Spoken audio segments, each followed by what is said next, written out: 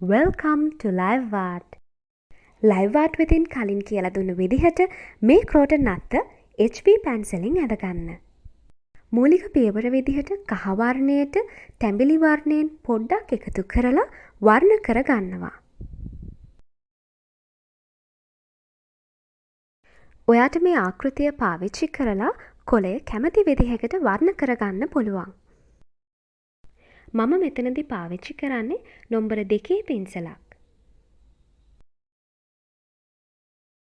විශේෂයෙන්ම පින්සලට වතුර ගන්න ප්‍රමාණය පිළිබඳව වැඩි සැලකිල්ලක් දක්වන්න ඕනේ. ඔයා වර්ණ කරන විට කොළයේ අනන්‍යතාවය රඳා පවතින්නේ එම කොළයේ නාරටි වින්‍යාසය මතයි. එහෙනම් නාරටි මතු කරගද්දී විශේෂයෙන් සැලකිලිමත් වෙන්න. මම මෙතනදී තනි වර්ණ පාවිච්චි කරන්නේ නැහැ. හැම වෙලාවෙම වර්ණ මිශ්‍ර කරමින් තමයි භාවිතා කරන්නේ. මෙතනදී දියසායම් ඝන මාධ්‍යයක් විදිහට මම භාවිතා කරන නිසා සුදු වර්ණය භාවිතයට ගන්නවා. මේ croton නත්ත වර්ණ කිරීමට මම කිසිදු විශේෂිත කඩදාසියක් පාවිච්චි කරන්නේ නැහැ.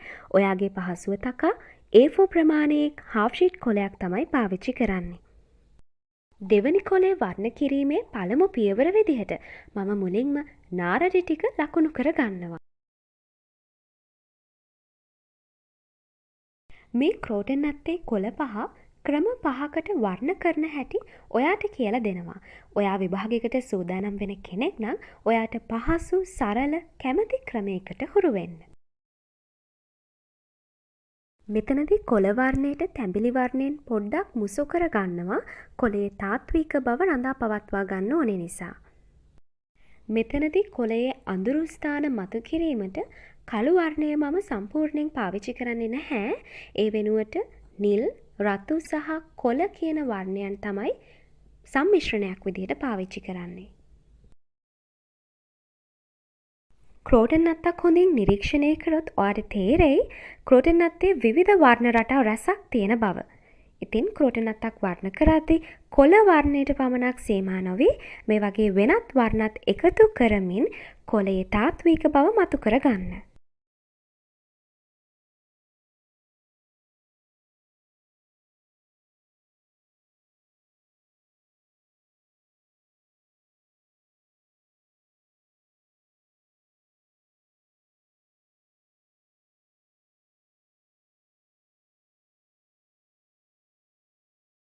දැන් මම කොළයේ ආලෝකමත් වන ප්‍රදේශ සුදු සහ කහ මිශ්‍ර වර්ණයක් පාවිච්චි කරලා වර්ණ කර ගන්නවා.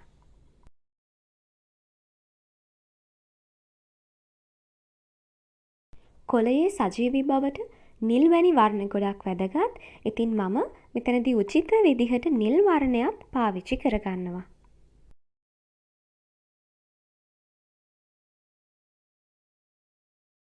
ද්‍රව්‍ය සම්පින්ඩනයේදී ඔයාට ලැබෙන වස්තුන් අතරින් සජීවී භවෙන් ඉහළ ප්‍රතිශතයක් ගන්නේ කොළත්. ඉතින් කළු හා සුදු කියන වර්ණයන් වෙනත් වර්ණයන් සමග මිශ්‍ර නොකර භාවිතා කරොත් ඔයාගේ කොළාත්තේ තියෙන සජීවී බව නැති වෙලා මලානික ස්වරූපයක් ගන්න පුළුවන්.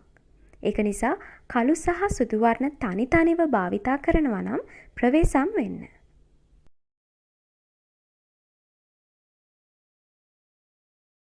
croton නත්තක් නිවැරදිව පහසුවෙන් ස්කෙච් කරගන්න විදිහ ලයිව් ආර්ට් වෙතින් ඔයාට කියලා දීලා තියෙනවා. ඉතින් ඔයා මේ වීඩියෝ එක බැලුවේ නැත්නම් ඔයාට පුළුවන් උඩ තියෙන කාඩ් එකකින් ඒ වීඩියෝ එකත් බලලා ඉගෙන ගන්න. මම මෙතනදී දල්ලේ සිට පහළ දෙසට නැමුණු කොළ වර්ණ කරන නිසා තරමක් අඳුරු වර්ණයන් පාවිච්චි කරනවා. ස්වාභාවික croton නත්තක පත්‍ර විවිධ වර්ණ සංකලනයන්ගෙන් සමන්විත වෙලා තියෙන්නේ.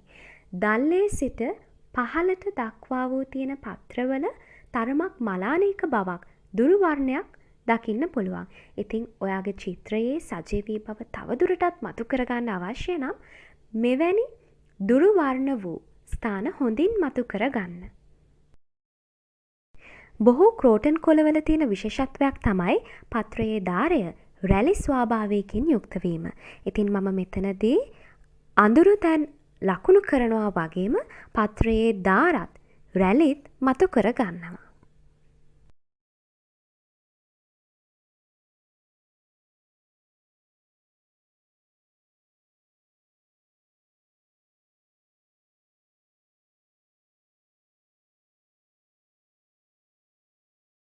අවසාන කොලේ වර්ණ ගැන්වීමට මම මුලින්ම භාවිතා කරන්නේ නිල් සහ කොළ මුසු වර්ණයක්.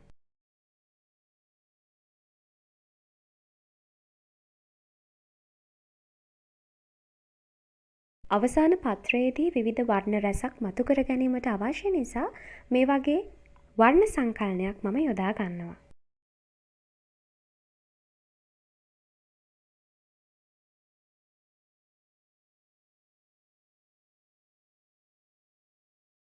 එකිනෙකට විරුද්ධ වර්ණ භාවිතා කරද්දී එක් වර්ණයක් භාවිතා කළාට පසු පින්සල හොඳින් හෝදා පිරිසිදු රෙදි කැබැල්ලකින් තෙත මාත්තු කර භාවිතා කරන්න.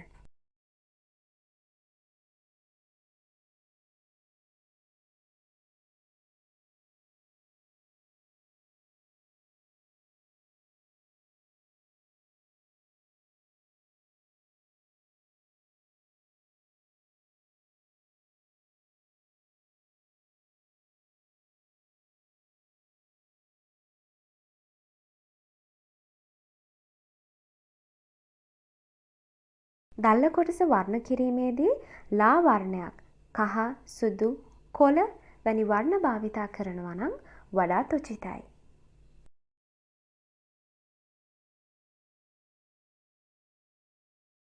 ක්‍රෝටන් අත්ත වර්ණ කිරීම සම්බන්ධයෙන් ඔයාට ඇතිවන ගැටලු ඒ වගේම අදහස් පහලින් කමෙන්ට් කරන්නත් අමතක කරන්න එපා. ඒ විතරක් නෙවෙයි මෙවැනි වටිනා වීඩියෝ ඉදිරියටත් නැරඹීමට අවශ්‍යයි නම් අපේ channel එක අනිවාර්යෙන් subscribe කරලා ළඟම තියෙන bell icon එකත් click කරන්න.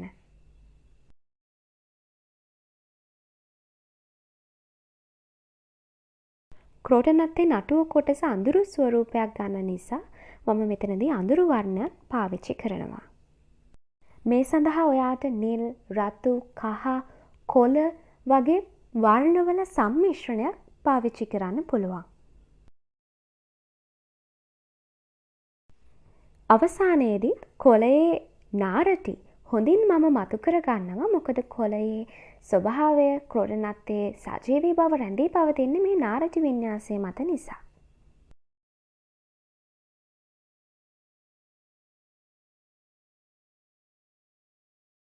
මෙතනදී කලින් අපි ඇඳපු නාරටිවල මැකී ගිය කොටස් තවදුරටත් මම මතු කර ගන්නවා.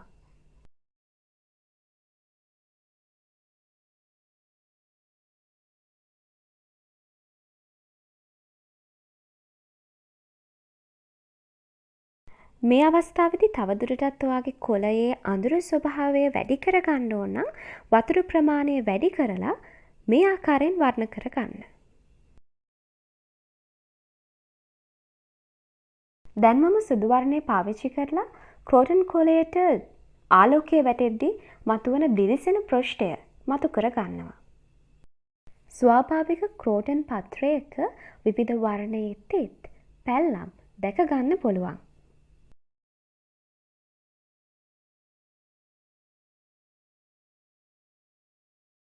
එවැනි තෙත් සහ පැල්ලම් සුදු සහ රතු වර්ණ භාවිතා කරමින් මතු කර ගන්නවා.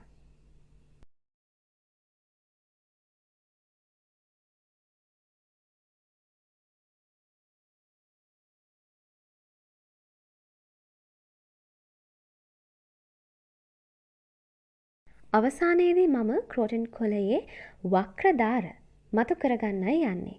මෙතනදී ක්‍රෝටන් කොළයේ තියෙන විශේෂත්වයක් තමයි නාරටි වින්‍යාසයේ වක්‍ර ස්වභාවය. ඉතින් ඔයා හොඳින් මේ වක්‍ර ස්වභාවයන් මතු කරගත්තොත් ඔයාගේ ක්‍රෝටන් කොළයට තවත් තාත්වික පෙනුමක් එකතු වෙනවා.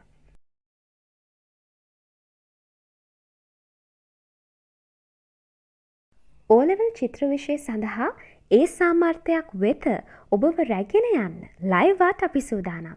එකතු වෙන්න අපිත් සමග මේ ලයිව් ආර්ට්